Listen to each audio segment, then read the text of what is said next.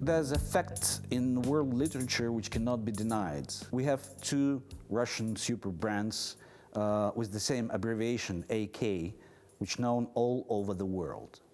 The first is AK-47, which stands for assault rifle. And the second is AK, which stands for Anna Karenina, which is a machine gun in the world of love literature. The secret of popularity of Anna Karenina is difficult to understand, actually, because what is it? It's just a story about love of a woman. People read this novel more than 100 years. People make films based on this novel. People earn a lot of money. We can analyze the evolution of film directing, script writing, and the art of acting only through the watching films based on Anna Karenina. The most beautiful women in the world, the best actors in the world performed this part, starting from Greta Garbo and Vivienne Lee and Sophie Marceau and Keira Knightley. What is the secret, actually? Why it is so popular through more than 100 years? I think that Tolstoy created not only a love story, but he actually wrote multi-leveled analysis of conception of love, because we have all phases of love in this novel. First of all, it's romantic love. Kitty loves Levin, and Levin loves Kitty. It's full of tenderness, passion, and sweetness. Second kind of love in this novel is tragic, which always works. It works in Shakespeare's work, Romeo and Juliet, in Wuthering Heights, in English Patient. Tragic love is, well, it's good for a story. And here we have Anna, who is tragically in love with Alexei Vronsky. The third conception of love in this novel is unrequited love. Karenin loves his wife, but she doesn't love him. And it's a very strong part of the novel. The next conception of love analyzed by Tolstoy is motherly love. And here we have three more branches, actually, because all mothers love their children differently. First of all, it's love as a pride, love as vanity. Mother of Alexei Vronsky is very proud of her son. She doesn't need anything from him, but she wants him to be excellent and brilliant officer, just in order to be proud of him. That's the first kind of motherly love in this novel. The second, and probably most important for Leo Tolstoy, is pure motherhood, which is represented in the novel by character of Dolly, who is the wife of Steve Oblonsky. She's full of tenderness towards her kids. She's a real, true mother. And for Tolstoy, this conception of love is the most important in the novel. We also have the third conception of motherly love here. I would call it the broken-hearted motherly love. It's when a mother rejected her child, as Anna rejected her son, in favor of her lover. When she had a choice between a lover and a son, she chose a lover. This is a kind of love with the feeling of guilt, which is also important. The next level of love analyzed by Tolstoy is carnal love, which is also important. And this conception is represented in the novel by Steve Oblonsky, with all his interests in sex, in food, in drinking, in all body pleasures of life. The next reason of immortality of this novel is the attention of the writer towards social issues, especially the problem of our dependence on social opinions. Because many stories, many plots and subplots in this novel develops in this way. A lot of characters in the novel behaves because of social opinions. Alexei Vronsky starts approaching Anna Karenina just because of vanity, because it's fashionable to seduce a married woman, to conquer this castle. It's pure vanity, and it's based on the opinion of society. Anna Karenina suffers very much, not only because she is broken-hearted, but also because society rejects her completely. She's afraid of visiting opera.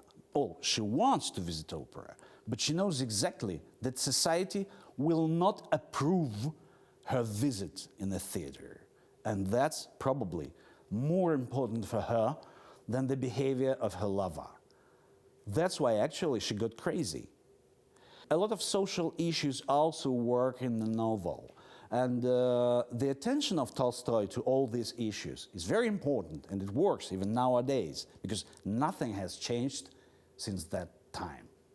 The next reason of popularity, huge popularity of this novel among readers is the question of women, actually. Because in the end of the 19th century, this issue was very, very important, because it was the beginning of feminism movement in the world and in Russia as well. The behavior of the main character, Anna Karenina, was judged by society because she dared to behave as a free woman. She dared to think that she has rights to love, to choose a man, and this character is very important for Tolstoy and for world literature, just because Anna Karenina starts all this problem, and she attracted at the time of publishing of the novel a lot of attention just because of her behavior, just because she cheated on her husband, she rejected her son, and she decided to live with her lover without marrying him. That was important. The counterpart to her in the novel is Dolly. She's a true mother, as I already said. She is completely in love with her children, and she's a devoted wife. At that time, she was an ideal woman, but not nowadays. Everything has changed. Nowadays, Anna Karenina would be considered as a proud woman, as an honest person who doesn't lie to herself, and so on and so on. And Dolly probably would consider nowadays, and is considered nowadays, as just a housewife. So Tolstoy could predict all these changes in social thinking about the position of a woman in society. The character of Dolly Oblonskaya is also very, very important for Tolstoy, because she initiates, in this novel, she initiates the motive of forgiveness. In the beginning of the novel, she forgives her husband who cheated on her. And then this motive develops with main characters, actually. With Karenin, who forgives his wife when she's dying after giving birth to her daughter. And Levin, he also forgives Kitty, and it creates great marriage. So the theme of forgiveness, starting with Dolly, goes through the whole novel, and this is very important for the Christian mind of Tolstoy. Another interesting thing about the construction of this novel is pure symmetry. If you read attentively this novel, you will see that we have two Annas, two Alexeis, and two sisters of Sherbatsky who suffer from siblings Oblonsky. That's also very important and very interesting. Tolstoy thinks geometrically. Symmetry is very important for him here in the construction of the novel, first of all.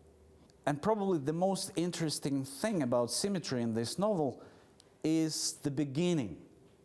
Because Anna comes from St. Petersburg to Moscow to solve the problem of adultery of her brother.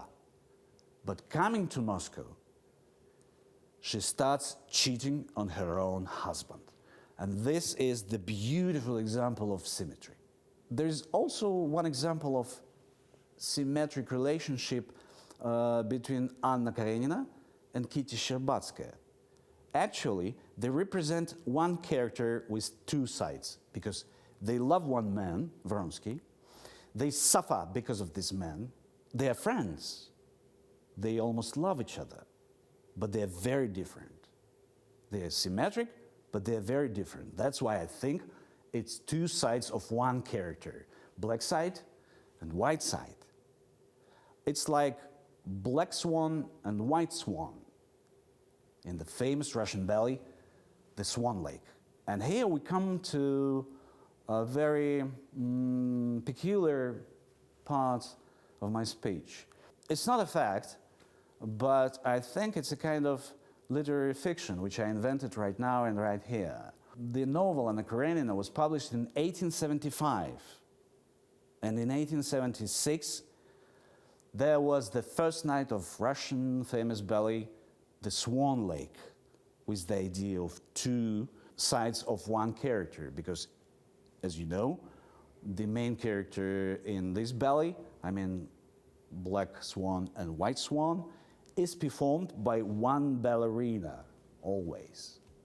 My idea, or my fiction now, is that